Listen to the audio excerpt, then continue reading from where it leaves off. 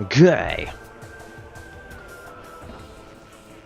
Starting off the March of Metroid with my first Metroid game, and, well, alongside Metroid Fusion. And, like, my favorite also, kind of. It's kind of like a tie between this and Metroid Prime 2. But this is Metroid Prime. I love this game so much. In fact, I love it so much that I'm going to play it on hard mode. Because I'm hardcore! I'll add a little image later, maybe.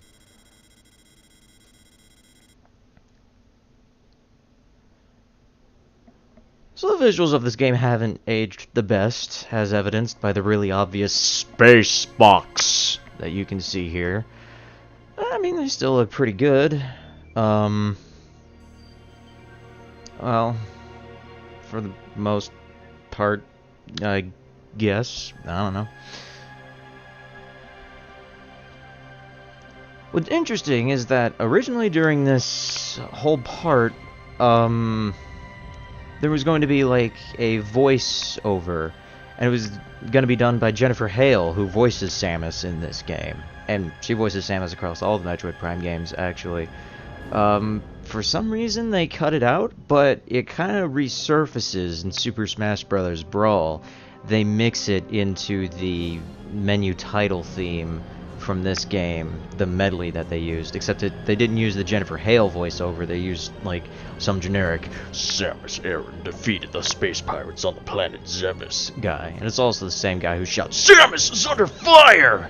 in the Brinstar remix, which is originally from Metroid Prime Pinball. And no, it didn't have that voiceover in that game. They ruined it.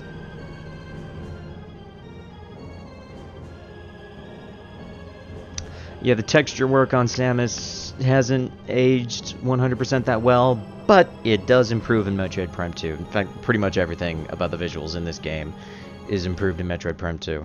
No, this is not the HD version. There isn't an HD version of Metroid Prime, actually. This is the original GameCube version. Yeah, that's right, we're going old school. I got, like, the classic purple controller in my hands and everything.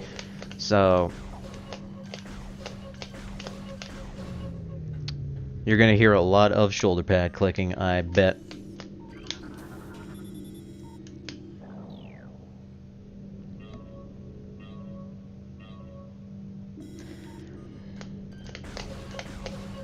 So an interesting thing to note is that this game, it did come out after the advent of the twin-stick shooters for first-person games. This game makes up for that by having an auto lock-on, which you use with the L button, kind of like in Zelda. I mean, yeah, it works. For what this game is, it works. And then, of course, this is the scan visor, which makes its first appearance in this game. It's used throughout all the Metroid Prime games, except for Pinball, for obvious reasons. But I think it's one of the coolest features of the Metroid Prime games, just because there are so many things that you can scan to get all kinds of like crazy information and lore and all that. Like biohazardous materials, you can scan creatures in order to add them to your logbook and figure out what their weaknesses are. You can scan this dead space pirate to find out how he died. Severing of the spinal cord. Delicious. But yeah, clearly some shit went down here. And there are parasites everywhere. They take more than one shot to kill, even though, well, because this is hard mode. You can also scan the space pirates who are not dead. That you can find out, you know, oh my goodness, large bite marks on the exoskeleton. Somebody bit this guy. Oh no.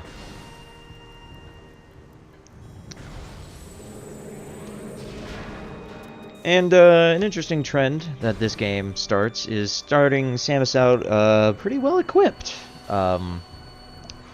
She begins with most of her abilities that she ended the game Metroid with, which is good, considering this is supposed to take place almost immediately after Metroid. But of course, it also starts the whole, well, we gotta figure out a way for Samus to lose her abilities thing, which, you know, will happen a bit later. And this is the map screen. This can be a little hard to read sometimes, just because sometimes I get the perspective mixed up on it. Like, I can't tell if I'm looking at it from above or below. I don't know if it's just me that has that problem. Maybe I'm just, I don't know, map lexic or something. Whoop. Another interesting thing about the scan visor is that on this Space Pirate frigate, on the frigate Orpheon, every single door can be scanned to tell you what room they go to. And this isn't the case for anywhere else in the game. It's exclusively here that, you know, when you scan a door it says, "Oh, this goes to the map room." And, you know, it's kind of weird that they did that. It makes me feel like, you know, the Orpheon was just, like, completely separated from, like, the rest of the development of the game to such a degree. If that makes any sense at all.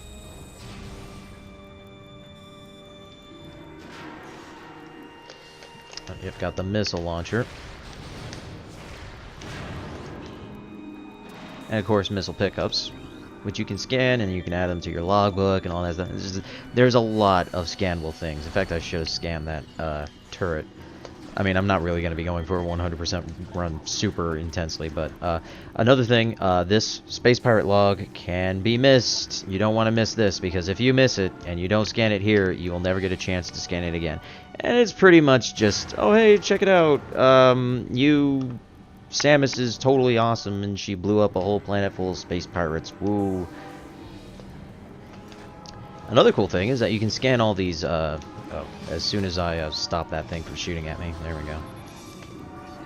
You can scan all of these things, and they actually have all sorts of information on various species that are found on Talon 4, including this, which you never see on Talon 4, but this is actually a... I can't remember the name of it, but it's from the original Metroid. It comes from the planet Zebes. There's just so much crazy things that you can scan, and a lot of it is fluff. You can tell if something's important or unimportant if it's orange or red. Yeah, not exactly the best shades to use for denoting importance, especially since the further away the scan thing is, the harder it is to tell what color it is. Thankfully, they fixed that for Metroid Prime 2 and 3. And in fact, just generally increased... They just generally fixed the scan visor completely in Metroid Prime 2 and 3. Because it actually highlights things by color instead of creating this square that can be easy to miss, depending on how big something is.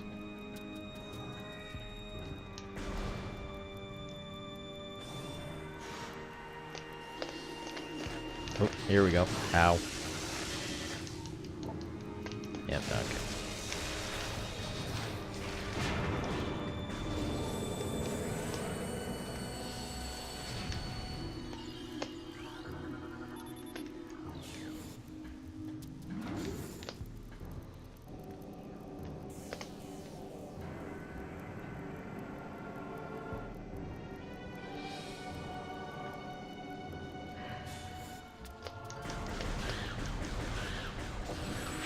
So by the way, the space pirates, even these live ones, they don't actually get added to your logbook when you scan them. You just scan them and, like, this guy, he just says, whoa, this guy's actually not dead. You better be careful.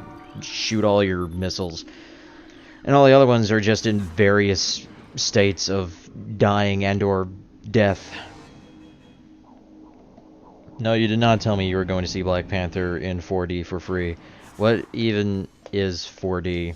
I don't really understand.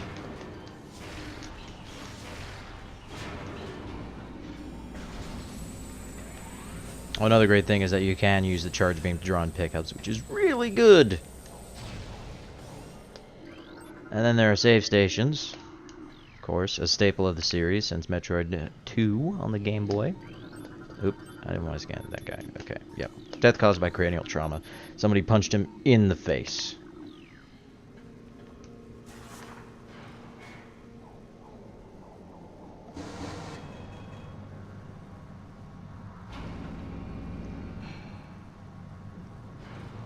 Time travel while watching the movie. Holy crap! I don't know if I'd be able to handle that. That sounds like it would be too extreme for me. 4D is not for me. And here it comes.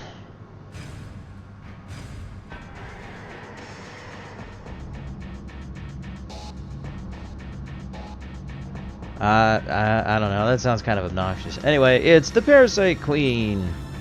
Bosses usually take longer to scan, but once you scan them, you can lock onto their weak points more easily. Like, now I can log on to the face, so I can shoot it in its stupid face.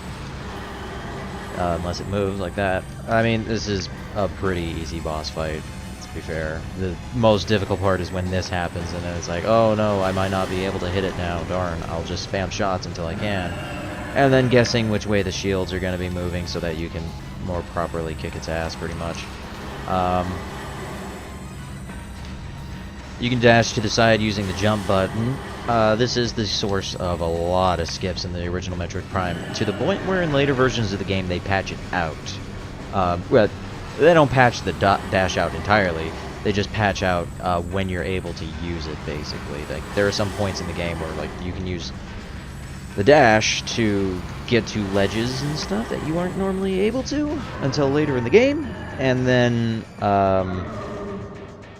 they basically patch out those specific instances just so that you can't, say, get the space jump boots right after you land on Talon 4. Which we're going to be doing pretty soon, as that thing falls into the nuclear reactor and blows it up, and oh my goodness, now we need to escape from the ship or else we're going to die. Whee! It's not a Metroid game without an escape sequence. It's kind of interesting to note that this is actually kind of a small scale, well, I don't know about small scale, this is actually a larger scale remake. Yeah, bleh. This is kind of a remake of the opening to Super Metroid, when Samus visits that space station, and then the space pirates attack, and it blows up and all that, and you have to escape after fighting after fighting Ridley. In this game, it's actually the space pirates themselves who got their shit wrecked, as opposed to the space pirates doing the wrecking of the shit. So, it's kind of a role reversal, though, as you'll see, there's still going to be the obligatory run into Ridley, because it's a Metroid game, gotta have that Ridley. And, you know, the place is still blowing up. God damn it, just go away already, jeez. Whoop. And of course, this is just a really easy way to move through these tunnels, just by using the morph ball and not giving a shit about anything, ever. Darn. Those parasites doing one whole point of damage to, like, my million health. I don't know if you have more time in normal mode or less time in hard mode or something. I don't know if, like, the amount of time you have to escape changes based on what difficulty you pick. But, whoop. But it's way more than enough time. Like, you would never have to worry about running out of time while doing this. Oh. Unless you're dumb like me and you never leave morph ball mode. Oh, come on. Ooh. There we go.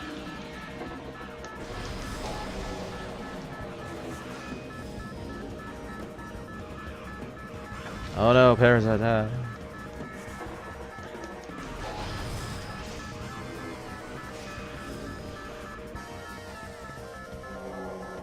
Metroid Prime 4D would be crazy.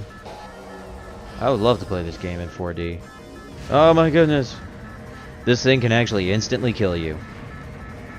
It is a good time when that happens.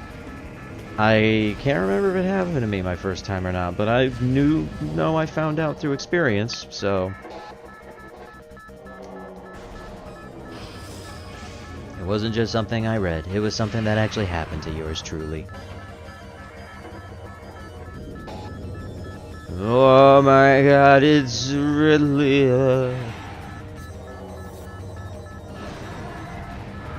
And unfortunately, it seems like he's too big for the frigate Orpheon, so he has to be cut out.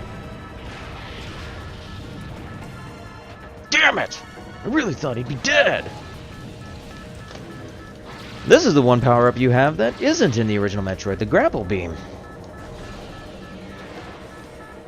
Also, there's a whole bunch of scannable stuff back there that basically tells you everything the Space Pirates did to Ridley, like a whole bunch of like weapons diagnostics and all that stuff. It's actually kind of cool, and it will actually prepare you for the inevitable boss fight later on.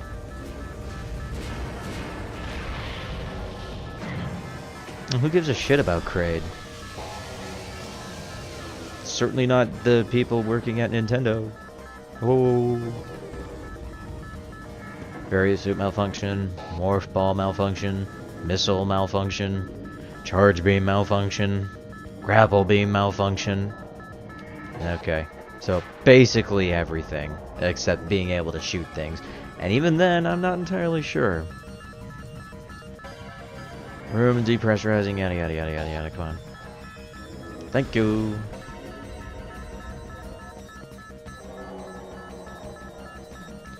Oh, your dad works for Atari? No way.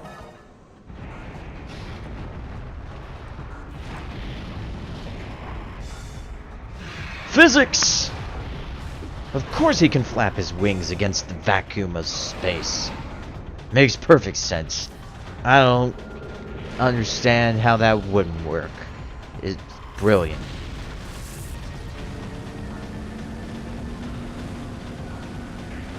You know, I wonder what shape the space box actually is. It kind of looks like it might be a D20. The Cosmic D20. Samus rolled a natural 1 on her dodge check in that exploding corridor.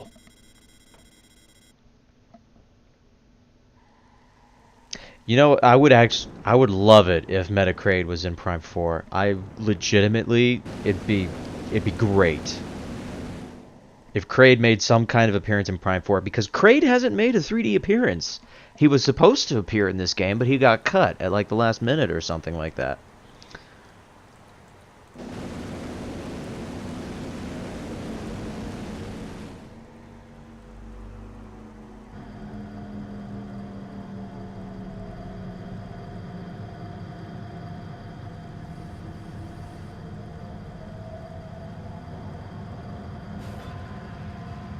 Time to kick ass and take names.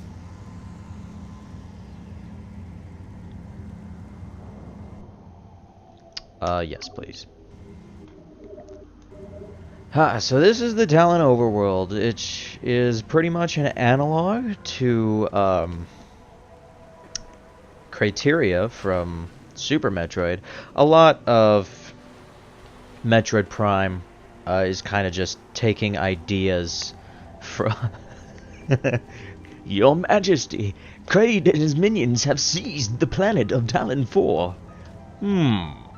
How can we help? It is written, only Samus can defeat Kraid. Great! I'll grab my stuff! Oh my goodness, beetles.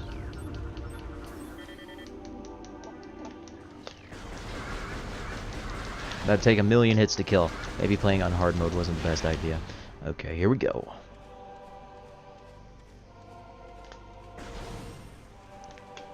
Everybody has Kraid on the brain. So yeah, this apparently is a creature. It explodes.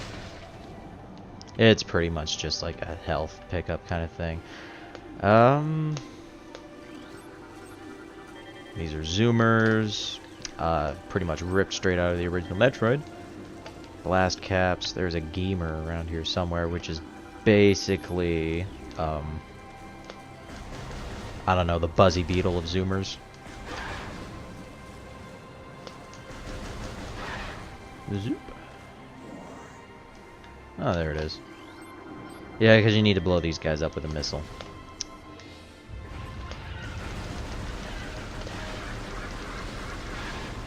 There we go. Oh, that's a big one. I haven't scanned that yet. This won't get tiring.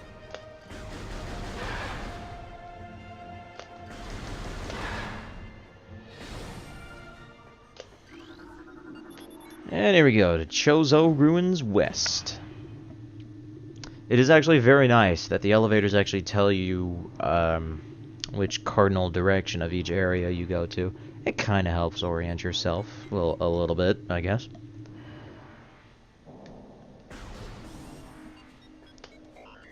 So the biggest problem with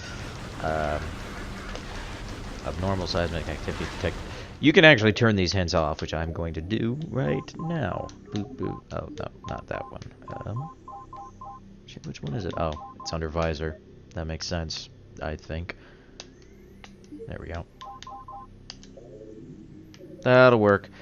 Those hints basically just, if you're stuck and you can't really figure out what to do, you can't figure out where to go next to get the next big power-up, the game will basically just be like, oh, your ship's been scanning the planet this whole time, and you gotta go here. Go here, do a thing, and you'll be good to go.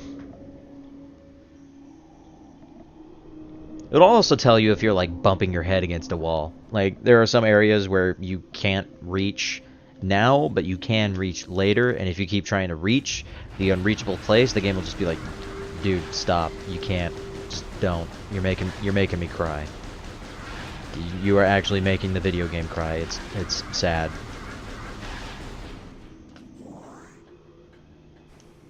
That's a pretty cool detail. It was probably really easy to miss because I have no idea what the stream latency looks like. But if you fire Samus's gun a whole lot, like I'm about to do right here,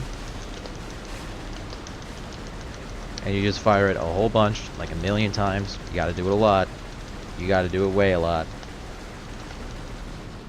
You can actually see like heat shimmer coming from the front of the gun, which is pretty cool. This game just has a lot of nice little details like that just really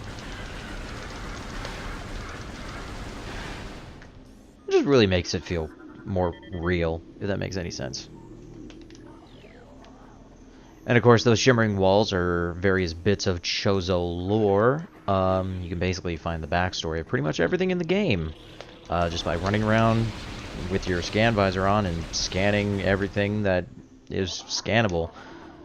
And then, of course, you have silly little things like this amazing sprite animation. just deforming a stock sprite of Samus, who apparently just jumps like a champion. It's beautiful. It is amazing. There's a save station in here. We don't really need it.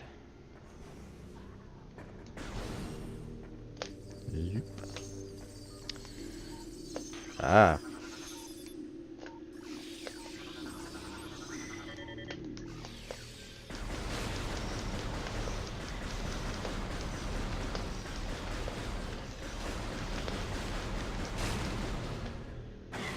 Ow, ow. Oh, darn. These are war wasps. By far one of the most irritating enemies in the game. Fortunately, they're really only a problem this early on in the game. After a while, they just become trivial.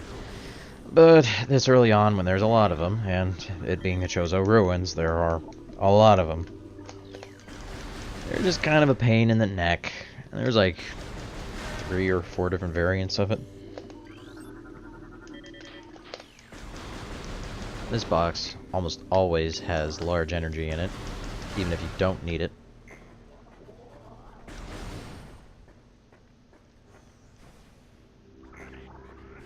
And then, oh my goodness, that looks important. It can only be reached by using the elevated bridge. Well, gee whiz. Darn.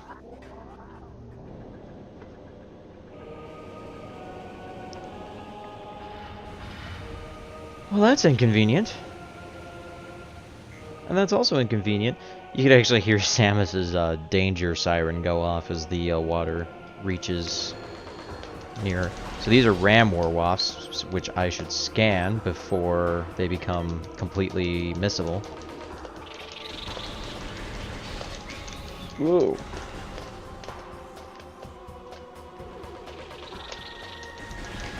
Fortunately, the lock-on makes this fight kind of trivial. Okay, scan this part. This is the Hive Mecha. Lord knows why the Chozo built this thing in order to manage the war wasps. It's kind of odd. I would think they'd have better things to do, but, you know, then again, I'm I'm not a member of their society, so maybe they didn't have better things to do.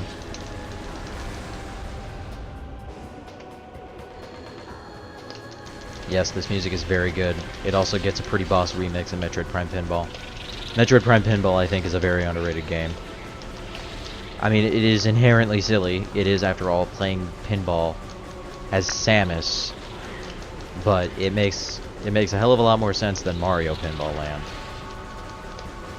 And it's actually pretty fun, and it has sick remixes of Metroid Prime music. So that just makes it awesome.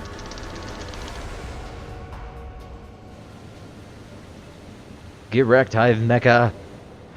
So there's a glitch that often happens with this cutscene, and that's that the Hive Mecha just doesn't move, and you could just like clip right through it, even though it would be right where I'm standing. It's a weird glitch. I don't know why it happens.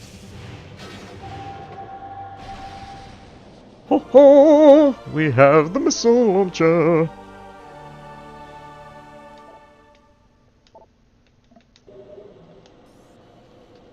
And now, thanks to the power of the missile launcher, we can blow up these blast shields.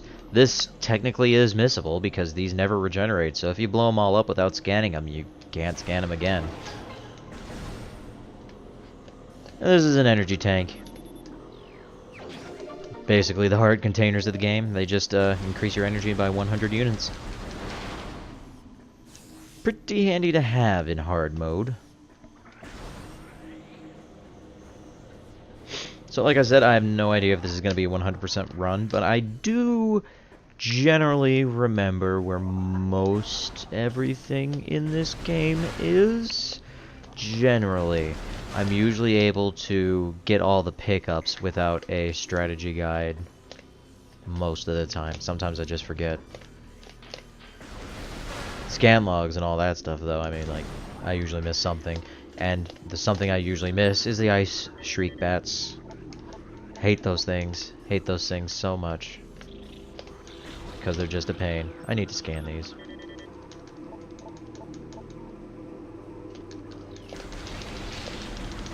Oh yeah, when I did my first run of this game, like, I didn't get anywhere near 100%. I want to say I probably got, like, I don't know, maybe 40.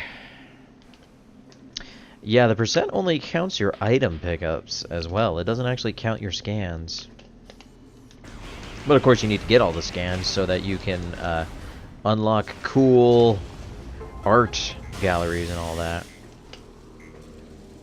Like, for example, that missile expansion. I never knew that was there the first time I played the game. And I never knew that this map station was here the first time I played the game. I was really bad at this game, is what I'm basically saying. I was really bad at this game the first time I played it. I died many times. And because I played this alongside Metroid Fusion, I was also very bad at Metroid Fusion. And I died a million times playing Metroid Fusion as well. But still, I love these games, and this is what cultivated my love of all things Metroid that aren't Metroid Other M.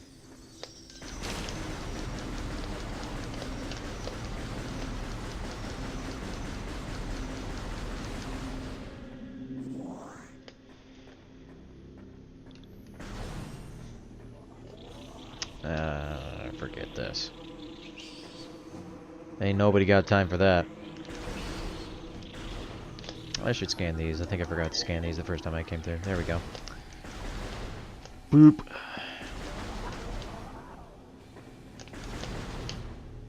Can't kill them yet, even though we got missiles. Gotta get the charge beam to do that. Ah. Did I scan these? Yes, I did. Oh my goodness. I forgot that if there are a lot of them, they can actually end up doing a lot of damage. Especially on hard mode. I need to remember that I'm playing on hard mode. And that things take twice as long to kill, and half as long to kill me. Woo!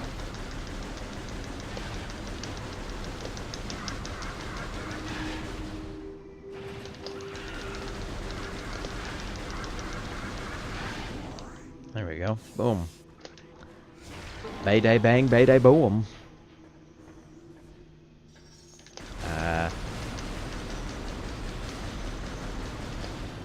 These exist pretty much just to slow you down, it seems. It's pretty much all they do. They're just kind of annoying. Later on, we will pretty much get a way to skip them, but, well, actually, pretty soon we're going to get a way to skip them, so never mind. Why did I say later on? It's pretty much right now. Ah, guts all over my visor. That's one cool thing about this game, is that all the various visor interactions that can happen. Ooh! Morph ball, well that sounds pretty great. I want that. But no! But I want the Marumori! Oh, goodness. Whoa!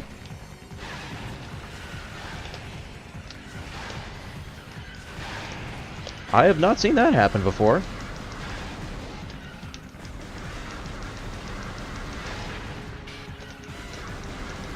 Oh my god. There's like a million of these things.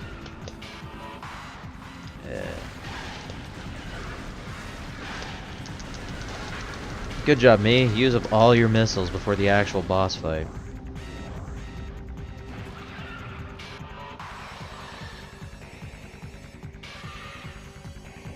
You know, it kind of reminded me of, like, those rocket launcher tricks you can do in Half-Life 2. Whoa. Yeah, this boss fight isn't really that hard. You just gotta goad it into charging, then fire like a million shots at it.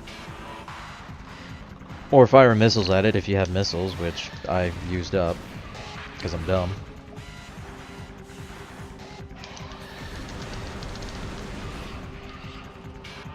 I mean, like, it's really easy to avoid getting hit by this thing.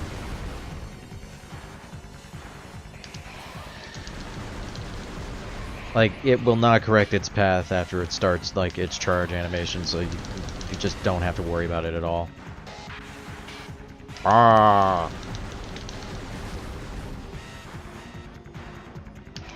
Jesus Christ, come on, right?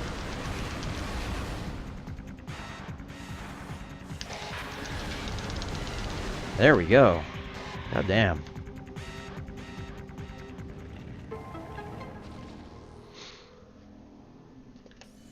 Yay! 5 missiles!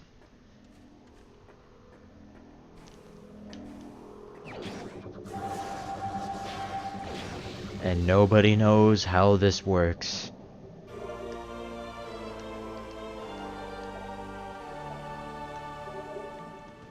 How does the morph ball work? Nobody knows. What happens to Samus when she becomes the morph ball? Nobody knows.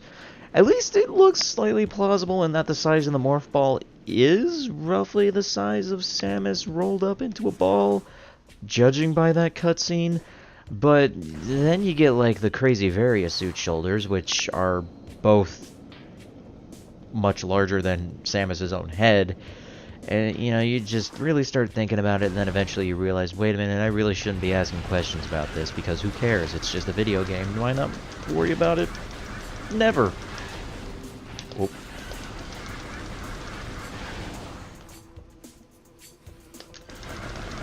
There you go.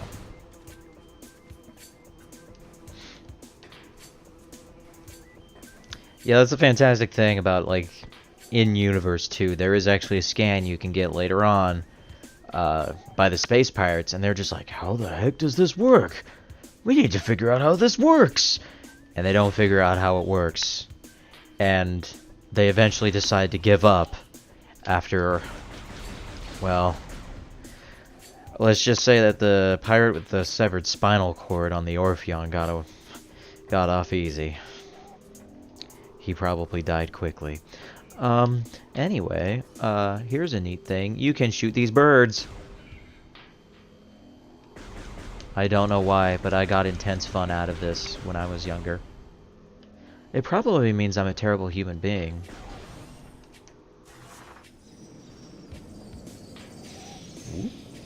And yeah, we could just use the morph ball to zoom past all those exploding beetle things.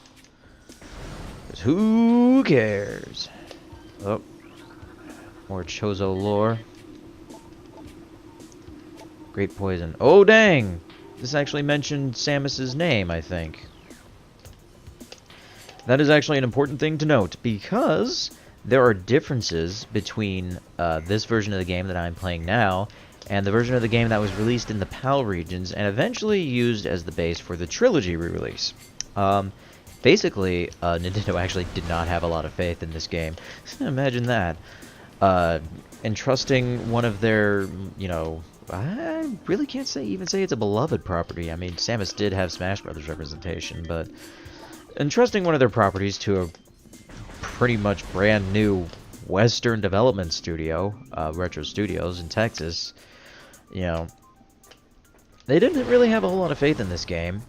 So when it came time to release it in the PAL region, they actually edited a lot of things out.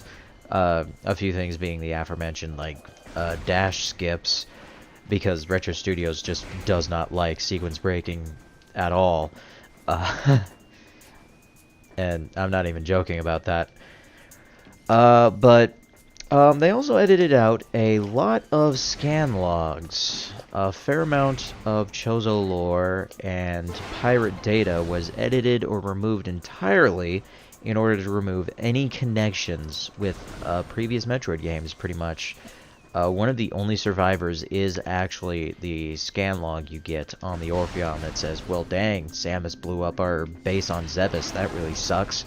But aside from that, the Chozo lore was totally edited to remove any reference to Samus at all. Like, the Chozo...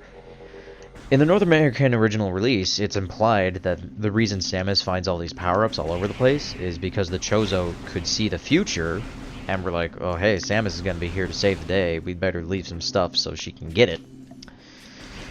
In the PAL release, it's completely removed, so all this stuff is just lying around because, well hey, it's Chozo Ruins, and your battle suit's Chozo, so it's good. Do I want to go this way yet?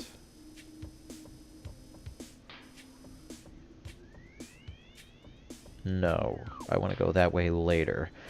Sorry about that. Anyway, and then a really weird edit that nobody really seems to have figured out is some pirate logs that actually tell you about, like, how the final boss was made and all that. Like, it tells you, you know, stuff about the final boss, like, oh hey, we found this thing, and then we started doing things with the thing, and now that it's a thing. And you could actually, like, get some information on how to fight the final boss, kind of like all that stuff on the Orpheon about Ridley could tell you about Ridley, like, oh hey, Ridley's got missile launchers now, better watch out. Ouch. Yeah, talking and doing this at the same time is hard. But anyway, yeah, a lot of that was edited out. It's just kind of weird, and then when it came time to... Goddamn. When it came time to re-release the game on the Wii, they just used the PAL version, because I guess, I mean, that was the most recent version that they had with, like, all the bug fixes and all that. And they didn't reinstate any of the old Chozo lore, they didn't do any of the stuff. No, I'm not going to get the super jump early. I am not good at it, and I don't think anybody wants to watch me goof off for, like, half an hour trying to get the space jump. Though I will be doing a double bomb jump to, like, get up there. Ah, I missed one. I should have scanned the Shriek Bats, dang it. But yeah, it's just kind of weird that all that stuff was just edited out completely. Fortunately, Super Metroid eventually, well, Metroid Prime eventually vindicated itself. Even though it underperformed in Japan, because Japan just doesn't like first-person shooters as a whole, pretty much. But it vindicated itself. It sold really well in Western countries, enough to get a sequel and actually to be part of the Wii hype train. And I mean Wii hype train. Like, before the Wii was even released, Metroid Prime 3 was part of the hype train. It even got its own hype channel. Now, that's something that not even Super Mario Galaxy got. Like, Prime 3 was a reason to get a Wii, as far as Nintendo was concerned, and in fact, I think it's actually because of Retro Studios that the Wii has the nunchuck. I'm pretty sure they're the ones who put in, okay, come on, you gotta give us some kind of analog stick, and Nintendo was like, well, okay. So yeah, you can directly thank Retro Studios for actually creating the best feature of the Wii, which is the nunchuck. You can also thank Retro Studios for helping out with Mario Kart 7. It's thanks to them that that game is as awesome as it is, and for creating Donkey Kong Country Returns and Donkey Kong Country Tropical Freeze, which are amazing.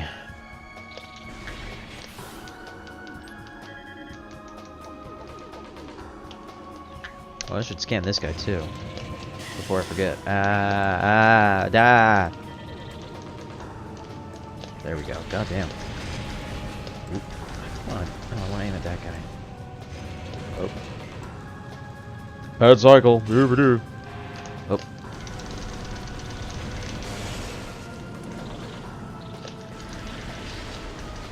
It's interesting to note that Metroid Other M was created specifically to cater to Japanese fans of Metroid.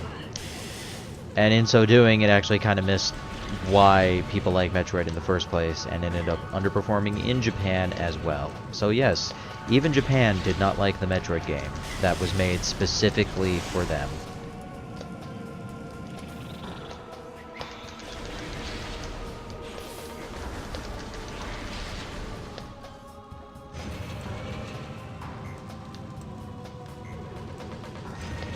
Of course, that didn't stop Nintendo from pretty much ignoring the fact that the Prime games existed for, gosh, pretty much until the Switch came out. I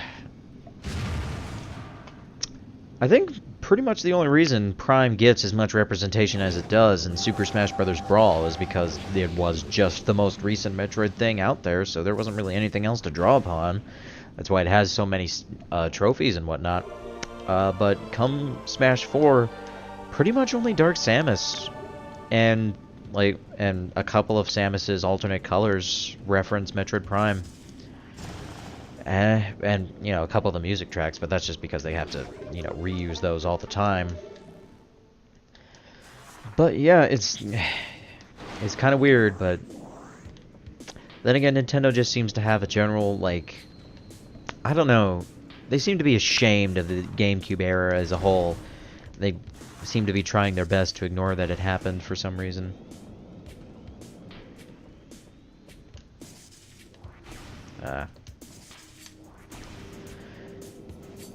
Another Wii improvement, aside from just the better controls, because the controls in that game are just silky smooth.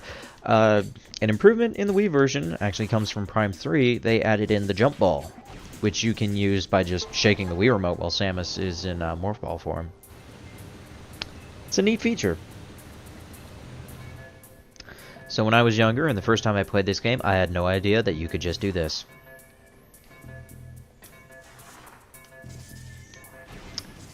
Yep, I went the wrong way. Around, long way, wrong way. Blah. I know how to use words. Words are my friend. I don't know if I'd say they love Mario Sunshine. I mean, yeah, they added a costume to Odyssey based on it. But,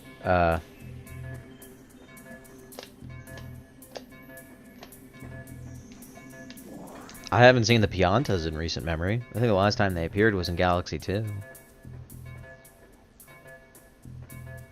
Even though it would have been really easy to, like, add them in, or even the Nokis, to Odyssey.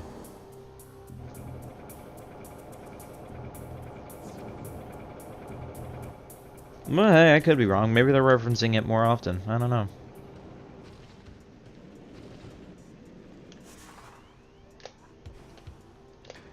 Well, I guess Mario still technically has the flood attack in Smash, doesn't he? And the Luigi's Mansion arcade game is based off the 3DS Luigi's Mansion.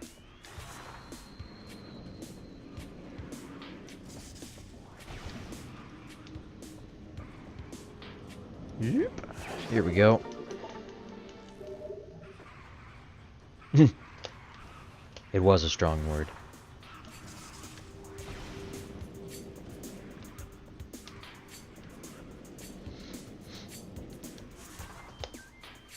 Oop, there we go. But fortunately, you know, Metroid Prime 4 is happening, so it's all good. Up, dude, shriek bats.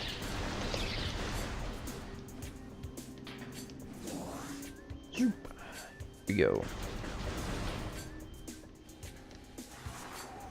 Oh, hey, neat, we can just skip all this because there's a morph ball tunnel here. Yay! I'm hoping Smash 5 has more balanced representation of Samus. Because, well, I do like the classic Metroid designs. I do still really like Prime's design so much more. Just because they're more unique, pretty much.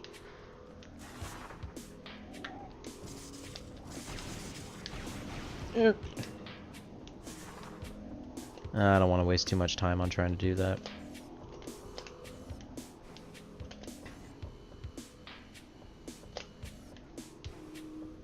Yahoo! Okay, here we go. But I hope her Smash 5 appearance is more like a fusion between her,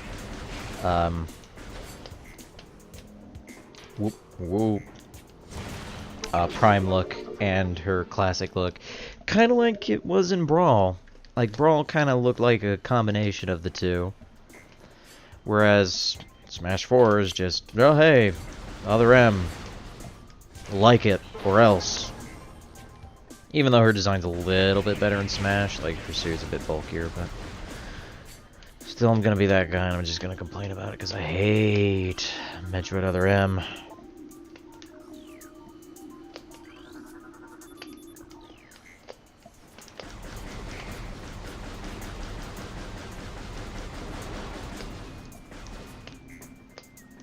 Oop.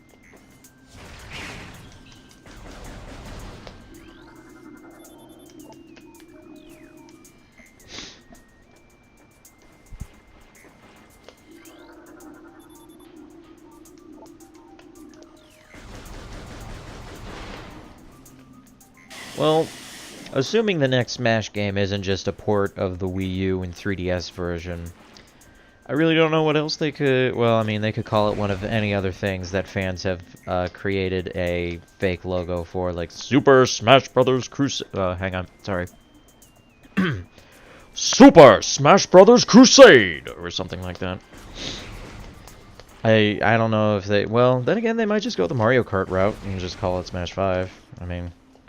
They kind of called Smash 4 Smash 4. It's Smash 4, 3DS and Wii U. I get it. It's a joke.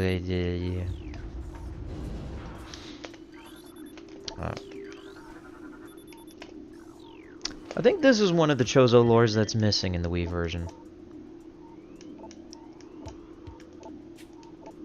Maybe? I don't know. I can't remember.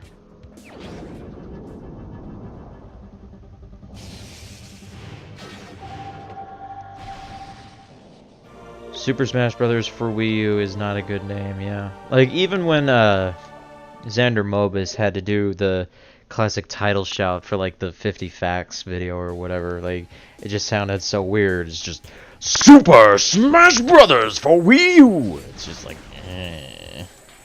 why? I mean, I guess they wanted to differentiate the 3DS and the Wii U version, but the characters are supposed to play exactly the same between the two, so I don't really know why they bothered.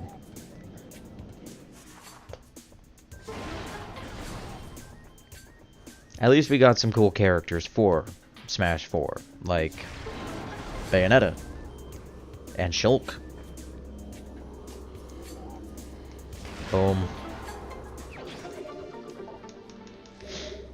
Alright, so now we got everything we can get legitimately before we fight the boss of this area.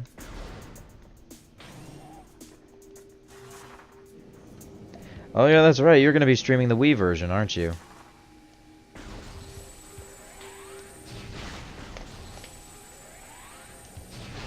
Definitely going to look forward to that.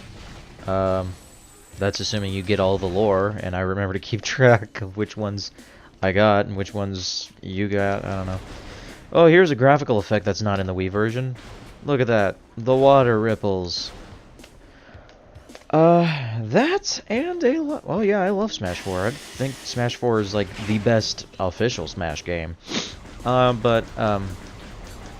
mean, Project M is better mechanically, but Project M would be the best if it also had Shulk and Bayonetta, which it doesn't. So, oh well. But anyway, God, what the hell was I going on about?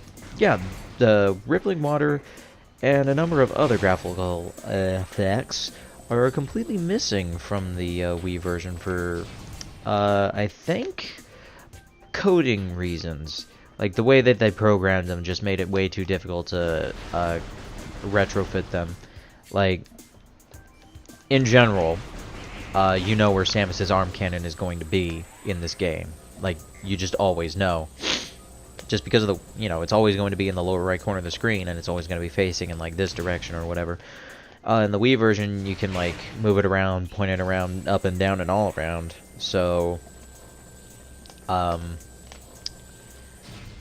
don't think they knew that the Wii was going to exist when they were making this game, so they just kind of hard-coded the graphics as it to do this rather than doing the smart thing and coding them to the cannon itself. They just kind of coded it to where the cannon's going to be or something like that. I think so. Yeah, because of that, there's a number of, and also other graphical effects like the rippling water, which I just don't get. But yeah, because of that, there's just a bunch of effects that are missing, straight up missing from the Wii version. Prime 2 doesn't have this problem, though. And the Wii version has a couple added effects, like they added in bloom lighting, which isn't in the original game. So, you know, that's cool. Okay, so just like the previous room, we gotta find 4 runic symbols. Ow.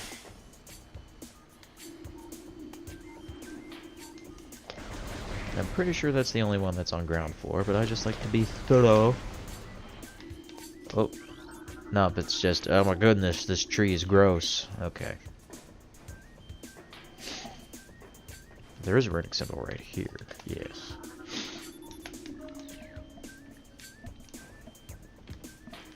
So, I can basically sum up the Chozo lore up to this point, after I blow up this, War Wasp hive. Ha. Get wrecked. So the Chozo lore up to this point is pretty much said, well, dang. We were doing pretty cool, but now this poison just, like, came, murdered us. This sucks, and I hate it. And can't wait till Samus comes around and fixes everything.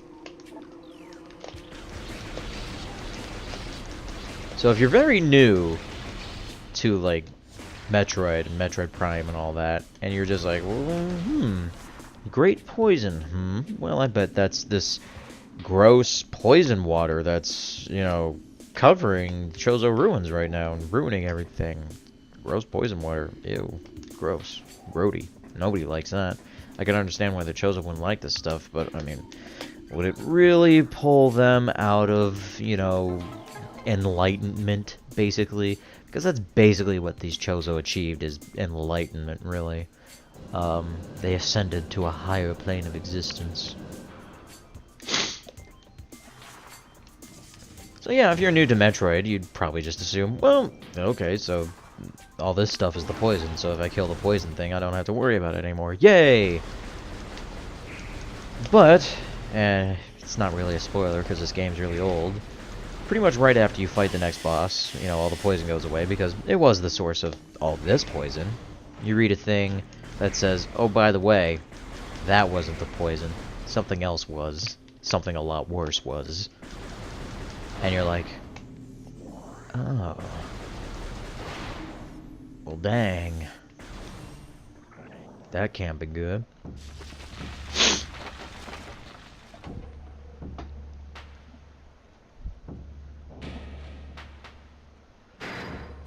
And now it's time for the first real boss fight of Talon 4.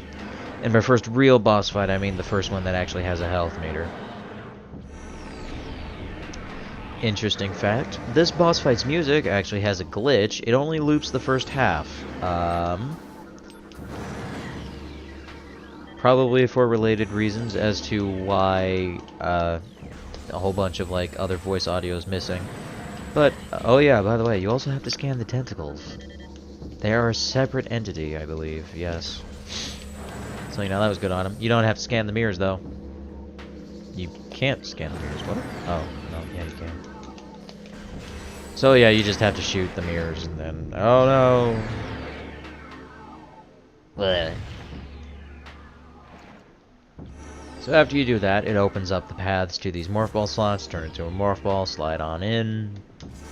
Bada boom. Bayday bang, bayday boom.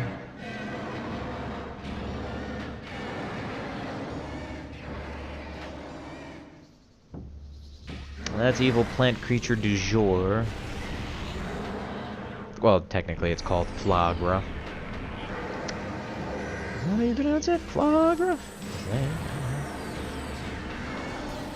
So, the unfortunate thing is, if it actually sees you knocking the mirrors out of alignment, it will knock the mirrors back down. So what you gotta do is you gotta shoot it a bajillion times in order to stun it, and then knock the mirrors up, because otherwise you'll be doing this forever. Did I mention that they fixed the music glitch in the Wii version? I am totally losing track of what the hell I'm talking about. Alright, see ya. See you later, Dustin.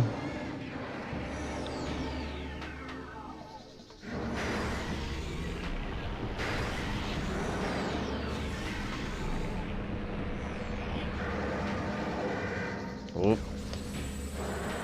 Ow. Ow. Oh yeah, that actually does a fair amount of damage.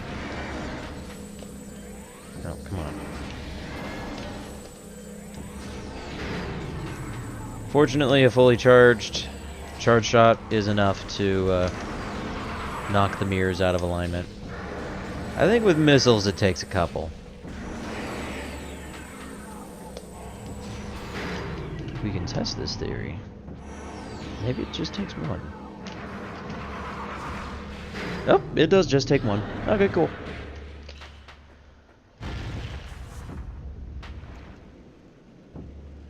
Sometimes I forget things. Sometimes I remember things. In general, charge shots are more powerful than missiles, so whenever you can use them over missiles, you want to use them. This is something that's been true of every Metroid game, except Metroid Other M. But that's because in Metroid Other M, firing missiles is harder than firing charge shots. So the game has to completely change the balance of missiles and charge shots in order to compensate.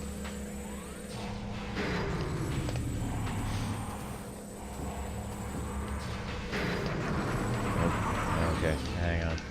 Gotta shoot this guy like a bajillion times. There is actually a technique for firing missiles super duper fast, because in this game, in the Metroid Prime games in general, quite unlike the classic Metroids, you can't just spam like a million missiles at once, unless you fire shots between every missile. And by firing shots, I mean like firing like regular beam shots between every missile.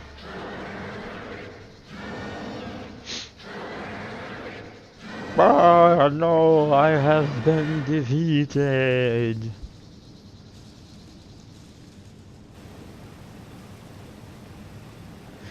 And that's the first boss of The Legend of Zelda Majora's Mask taken care of. Now that we have cleansed Woodfall Temple, the poisonous swamp is now no longer poisonous, so the Deku tribe can live in peace, and we can go save them. Oh, okay, hang on. Hang on, I got something wrong there. I can't remember. Is that actually a thing I need to scan? It is. It is a good thing I scanned it. And by the way, your logo gives you power.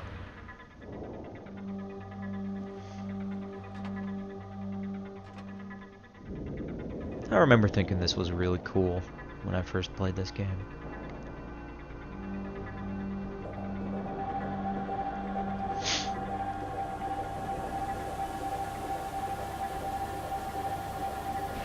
Boom!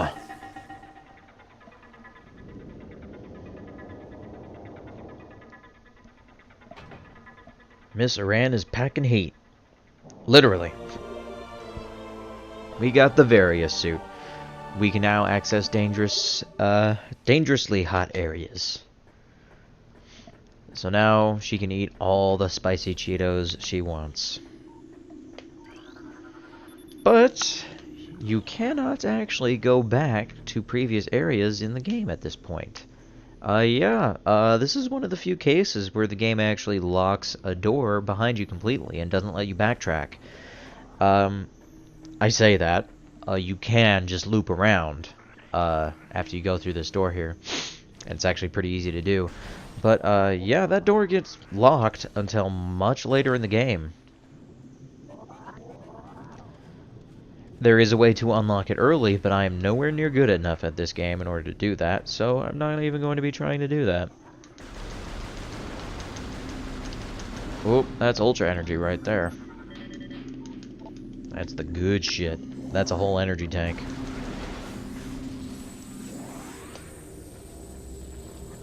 Ah, it's coming right at me! Oh, God! Oh, God! I should not have been playing around. Pulse Bomboos just like when you're charging up, they just fly straight at you. So, kind of like power-ups, so, you know, just be very careful where you do that. So, yeah, once we go to the bottom of this room, pretty much, or, I mean, there's a trigger at some point during that fall. Did I ever scan? Oh my god. Seriously, come on. Did I ever scan this? Yes, I did. Okay, cool. Because, yes, the war wasp hives are also a thing that needs to be scanned. I'm just gonna blow them up with missiles so that they stop coming out, because seriously, I'm getting tired of these things. Arrgh. Die. Is that all of them? Yeah, according to the radar, that's all of them. More Chozo lore, doobie-doobie-doo. Yeah, this is the one that says... Not while the great poison reaches ever further into the planet. It is so powerful. And yeah, it says, oh my goodness, we placed a lock and temple and key and all this stuff. So at that point you're just like, well, it actually wasn't really that hard to get in there. It didn't take 12 keys. Oh, there's something worse, isn't there? Yep. It's talking about Phazon, which is the key element of the Metroid Prime series as a whole. Metroid Prime series is all about that Phazon. So this elevator takes us to Magmoor Caverns. We are not going to go there yet because there are goodies to grab. First of all, that door right there takes us all the way back to the Hive Totem, which we are not going to do quite yet. We're going to go the long way around and follow this path and eventually loop around back to the Hive Totem just to get a whole bunch of goodies, because goodies is what Metroid is all about. Blowing up aliens and collecting all of the goodies. And also really missing the jump ball. Oh man. Oh boy, more lore. More lore! Yeah.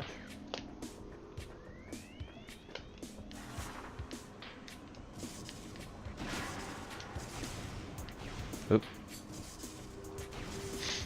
Just occurred to me that I didn't actually post on my review blog that I was streaming. I should probably do that. Eventually, maybe.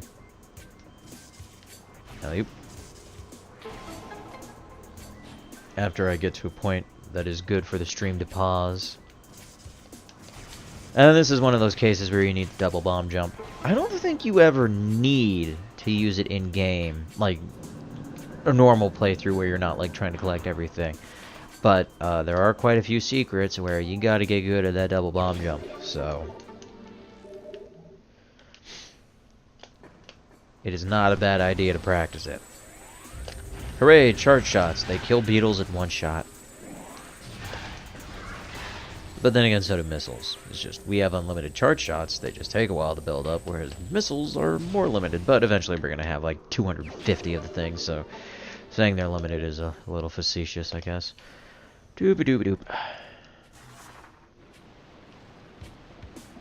I've actually started habitually holding the B button. Oh my goodness. Seriously, come on. Whoop. Whoa! What is even happening?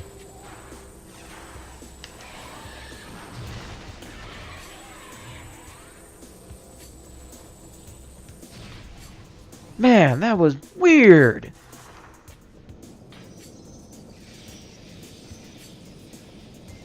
I like never see that happen. Then again, I'm used to playing the Wii version where I can pretty much just aim directly at whatever I'm trying to hit. So like maybe it just doesn't have it in the Wii version because I'm better at aiming, I guess. But still, man, that is just weird shit. There we go.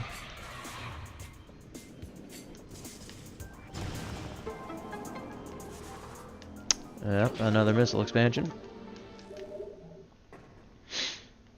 There are 49 missile expansions in the game to eventually give you 250 missiles. Yes. And then 12 energy tanks? Question mark? That sounds right. But it also sounds wrong. I cannot remember. I'm pretty sure this is the Metroid Prime game with the fewest amount of energy tanks, though. Prime 2 and Prime 3 have more. I think Prime 3 has the most. I want to say Prime 2 has 14, while Prime 3 has 16. Sounds about right. I think. Sounds close enough.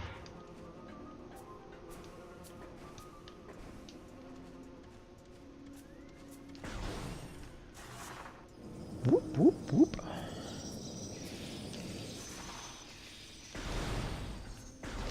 I'm not even gonna bother going up. Who cares? Let's get him out of the way. Ow. Okie dokie. Blow up the hive. Yes. Blow up the other hive. Yes. Blow up that. Blow up that. Oh yeah, your charge shots, they're not like a fixed amount of power. The amount of power you get out of them does kind of depend on how much you charge them. I mean, there is a maximum limit. You can actually see how much you've charged up your charge shot based on that meter that shows up when you lock onto an enemy. I mean, there's no enemy to lock on around here, so you can't see it. But when you're locked onto an enemy, you can actually see a little meter building up. That shows you how much you've charged up your charge shot, which is pretty cool. You can also see that the different beams, when we later unlock them, do actually have different rates for charging up your charge shots. So yeah, it's all pretty cool.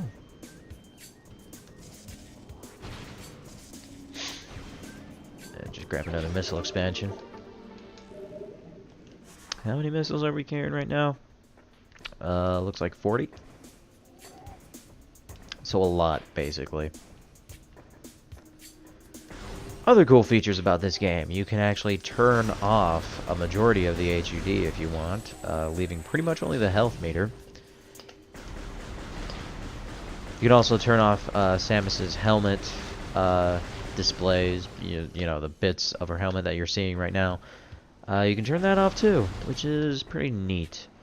I don't know what the 4 lights up top are meant to represent, but I do know that in Prime 3, they actually tell you how much battery you have left in the Wii Remote, which is pretty cool. I don't know if they did that for the Wii releases of Prime 1 and Prime 2 as well. But yeah, those lights actually like tell you how much battery you have left in the Wii Remote. So like if you have 4 lights, you're good, you're at full. If you only have 1 light, it means you're at like 25% battery and should probably change your batteries pretty soon. Because Wii Remotes, they eat batteries. They eat them for breakfast. Alright, now we've circled all the way back around to the Hive Totem. We just gotta go through this. weirdness. There's a lot of these sections in this game.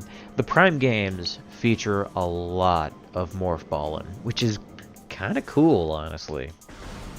Like, the 2D games usually only feature the morph ball as like a means to get from like point A to point B, but the Prime games, they'll have like puzzles and all sorts of crazy things to do with the morph ball. It's very nice. I'm glad that they did that.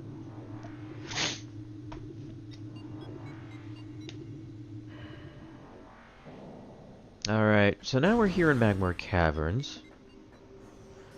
I'm going to find a save point here real soon, and I'm just going to use it. And then we're going to have a stream pause for a little bit while I just do some, Oh, yeah, walking through the red steam does this to you, and it takes a while to wear off.